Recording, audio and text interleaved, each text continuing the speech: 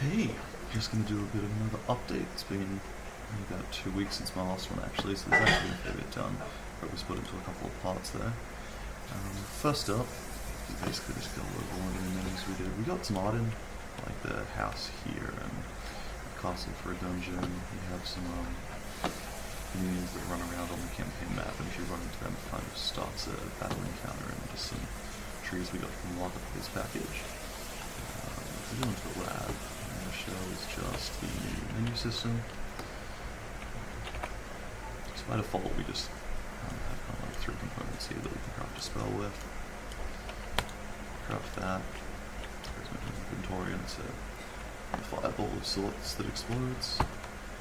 So this is basically the new system. This here is so you press Q, E, and R, which will take you from like your first 4, second 4, third 4, and 1, 2, 3, 4 within those. So you can hold up to 12 spells at the moment. So in here, if you imagine you had more than one spell, this is kind of how you move around where you want your spell to be. So this is, pressing Q and then slot 1, slot 2, etc. So if I leave that there and go close menu, you'll actually see down the bottom there, it's actually gone from the first slot to my second slot, how I access that. Over here is the library. So to save a spell, basically if I actually just leave at the moment and then come back in, I haven't actually saved that spell.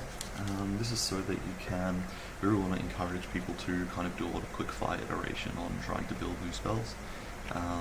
So there's no penalty for really just kind of like trying 8 different spells and then deciding you like none of them and running away.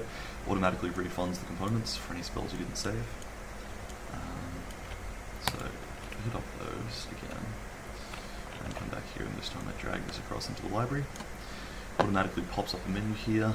This here will be where you select the icon. I just haven't made that system yet, as well as a kind of a description of what you know about the spell so far. Name it. I'm just going to call it super generic fireball. Hit inscribe, and at the moment it just picks a random icon, so it's not blank, but that'll be decided by what icon you select. And I can actually just hit close on that, so that's saved now. That's in my library. As you can see, it's a thing there, but it's gone out of my actual castable menu. If I want it back, I just bring it back from the library into my menu.